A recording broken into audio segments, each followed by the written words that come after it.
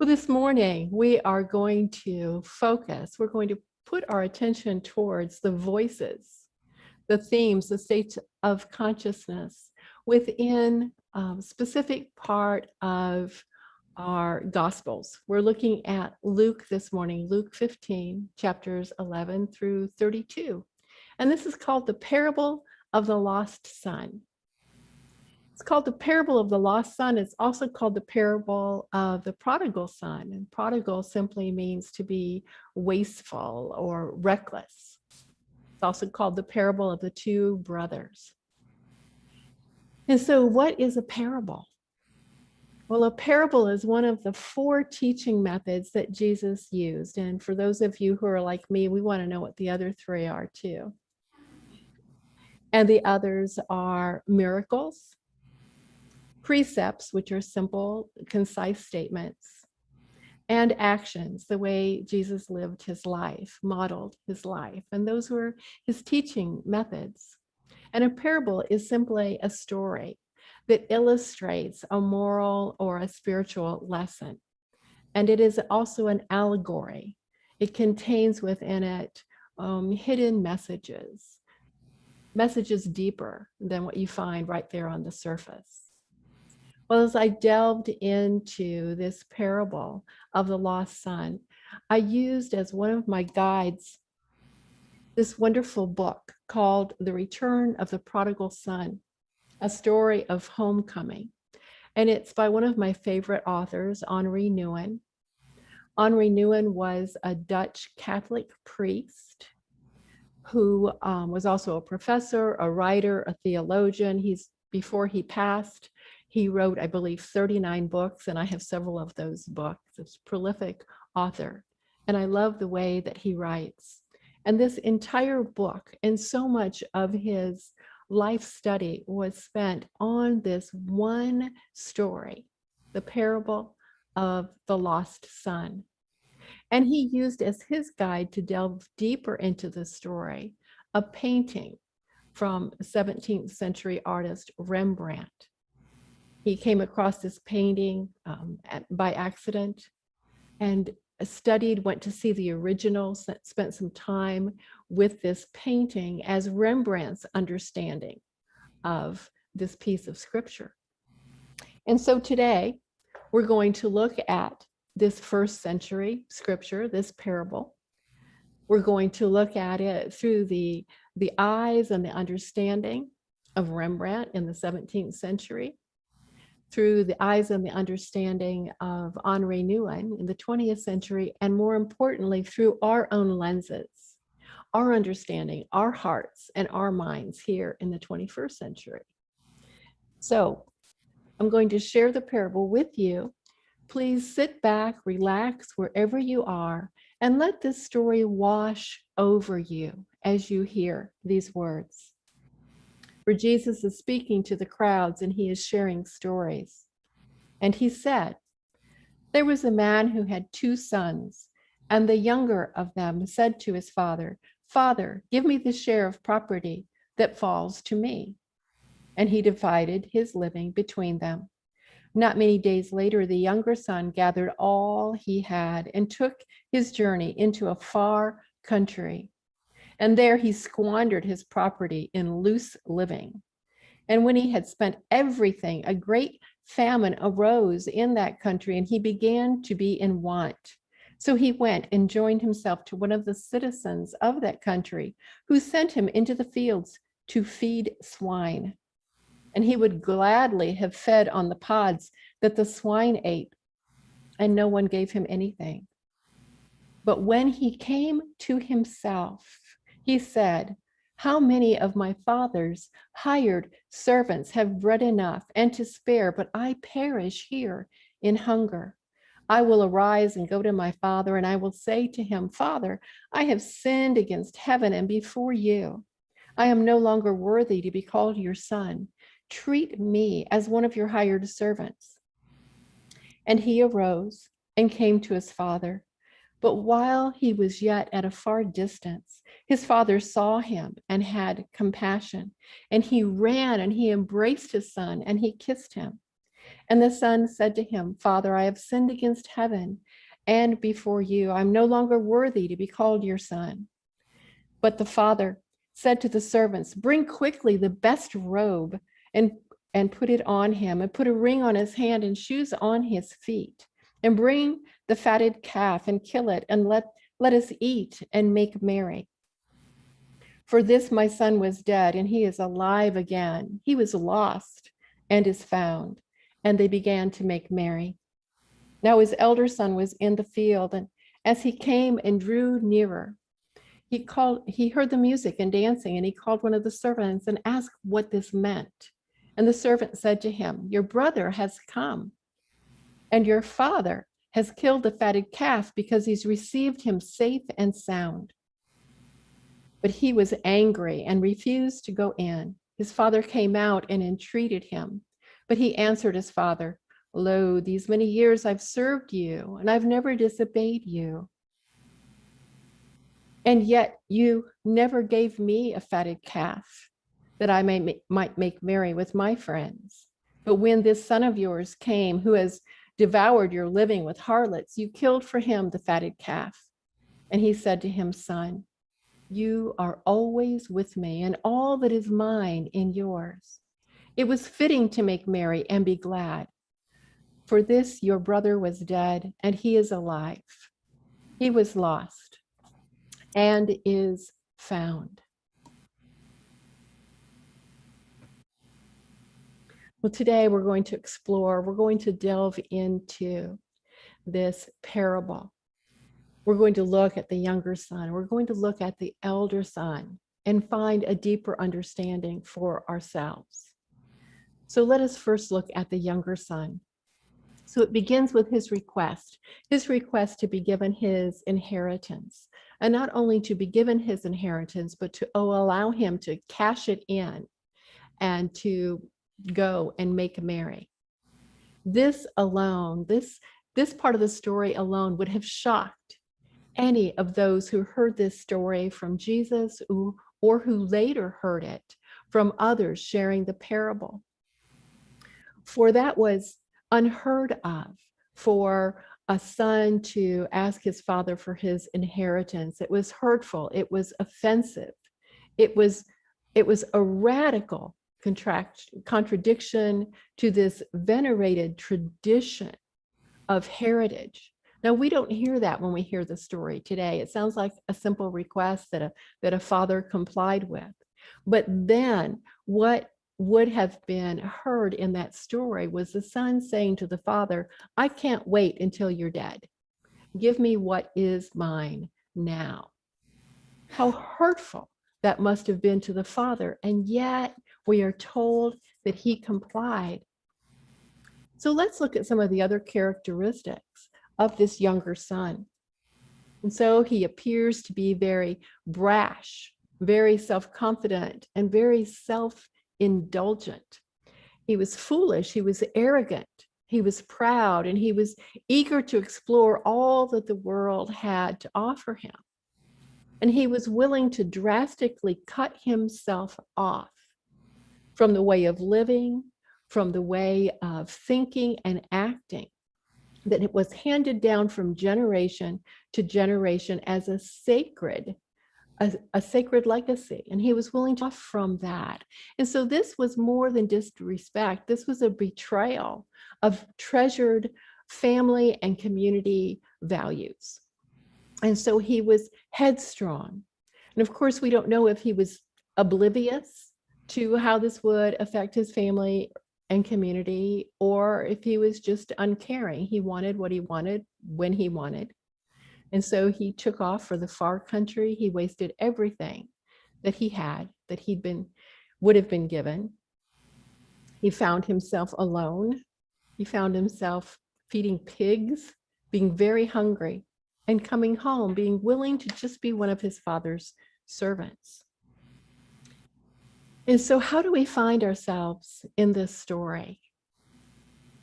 Well, I ask the question, when have you found yourself in defiant rebellion, rejecting values of your own heritage? more or less in subtle ways. You may have preferred the distant land, something that was unlike what you were accustomed to.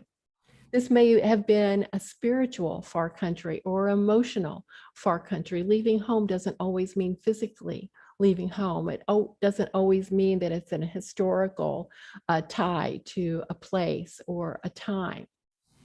Leaving home spiritually means rejecting, denying, pushing away, neglecting the truth of God, the relationship, our kinship with God, the very center of our being, denying our home, denying the presence of God within us. And sometimes we do that because we feel unworthy.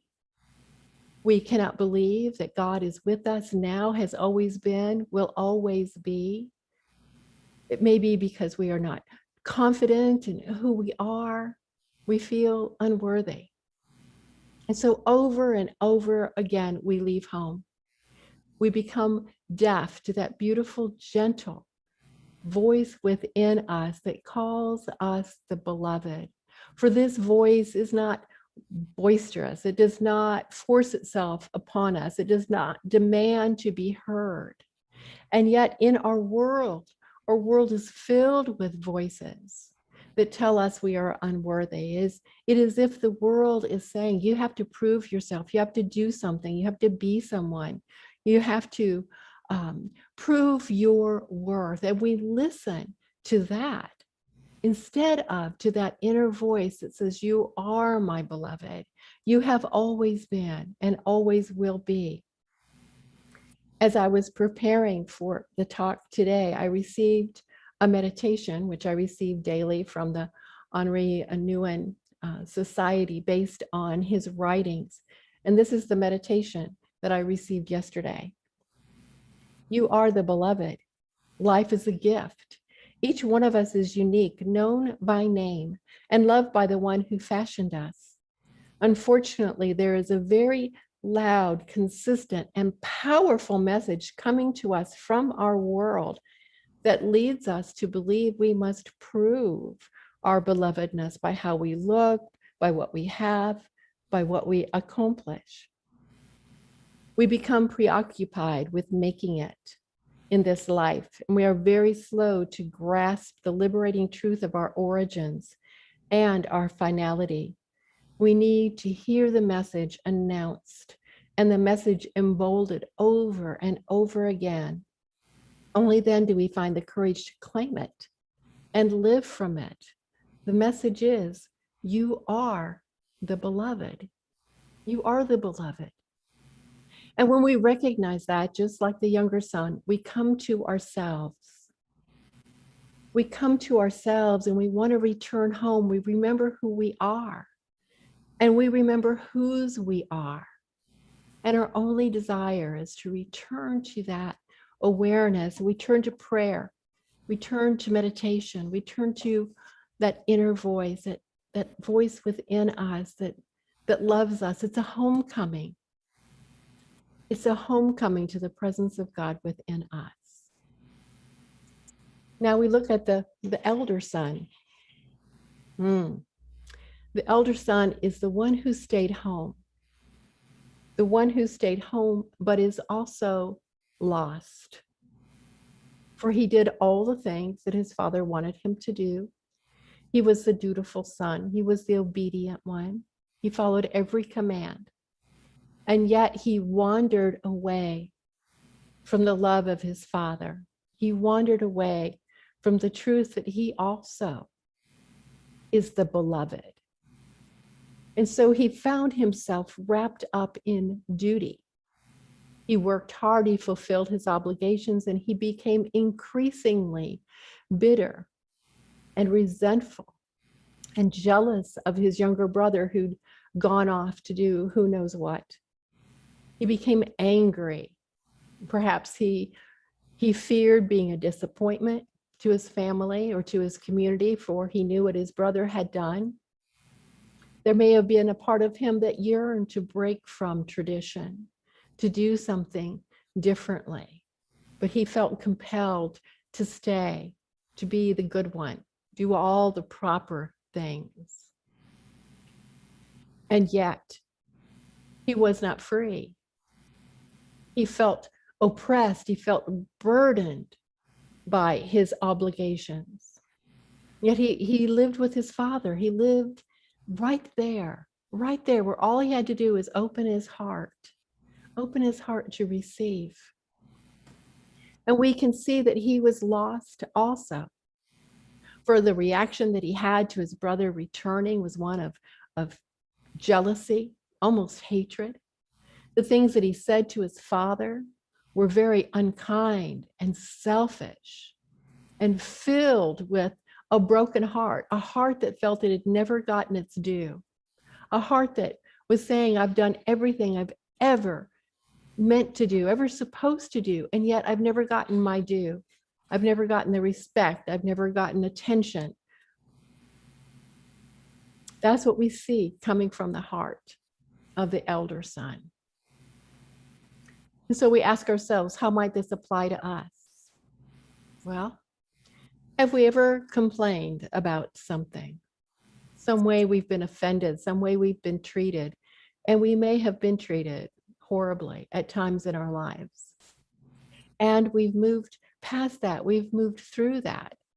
And yet we find ourselves complaining about small little rejections, tiny little impoliteness, ways that we are being neglected, small ways.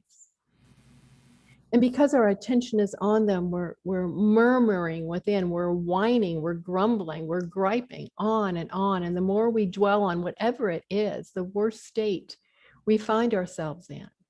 And it could be something very, very minor. You know, we live our lives to the best of our ability, and we try to be kind and polite and accommodating to people. And so when we have a slight towards us, it's not uncommon to feel offended, like I didn't deserve that. I didn't deserve to be talked to like that, or cut off in traffic, or had a sales clerk, say something snide to me. And really, they were just having a bad day. But we can harp on those things until they are so large within us. For the more we analyze it, the more we can justify that we were right and they were wrong.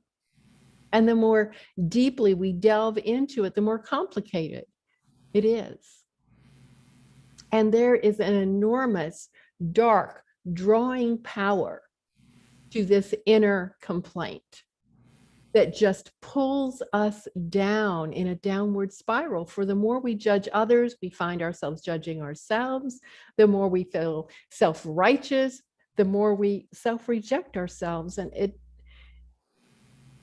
we go back and forth with these energies within us that are so incredibly damaging, so negative, so hurtful to the human heart, and so hurtful to our relationships with others, with ourselves, and with the presence of God.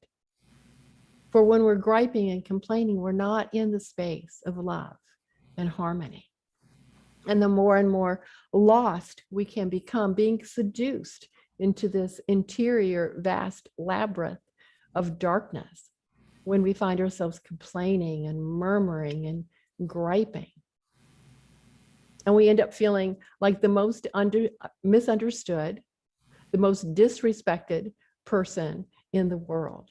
For complaining is self-perpetuating, is counterproductive. And yet we find ourselves doing it. In my life, I've been blessed to have two people that I can think of that really stand out, that never let me get away with that. One was my friend Kathy. She passed away several years ago up in Wisconsin. But I would complain to her about something and she'd listen to me. And then she'd say, oh, that sweet angel. And I didn't want to hear that. Sweet angel. I'm talking about someone who's offended me here, and I want you to jump on board with me and defend me. And she would just always acknowledge that everyone was doing the best they could do at the time with what they knew and what they had, and the gifts and the talents, and used to irritate me. She would not get down in the mud with me. And I have another friend now. I'll start to complain about something and she'll say, oh, God bless him, or God bless her, stops me right in my tracks. That's who we each need to be for one another. If we can't do it for ourselves sometimes, if we can do it for others, it will be this beautiful supporting effect of just not allowing that dark spiral to go downward. And I know we don't get caught in it forever, but the moments that we find ourselves caught in it are moments lost to us. And remember what the father said to the elder son: you are with me always, and everything I have is yours. That is the message of spirit in every moment of our lives. Son, daughter, you are always with me, and everything I have is yours. For both of these brothers, both of these aspects of states of our consciousness need healing and forgiveness. And the forgiveness isn't coming from the outside, it's coming from within us. Both aspects need to come home. They need to come home so desperately in the embrace of love, in the embrace of the love of the Father, of God, of Spirit. For we are both voices, all of us. For it's part of our human dynamic, but we are learning that joy and resentment cannot coexist. And we are learning that self-rejection and inner complaint, that in that space we lose our spontaneity, we lose our freedom, we lose our imagination, our ability to create joyous, loving feelings in every moment. And we're not told in scripture whatever happened to the elder son. Did he allow his father to convince him to come inside to the party? Did he embrace his brother? Did he decide to live in a space of joy? We don't know. We decide, because it's our story, yours and mine. Let us choose wisely. Let us choose love always. And so it is.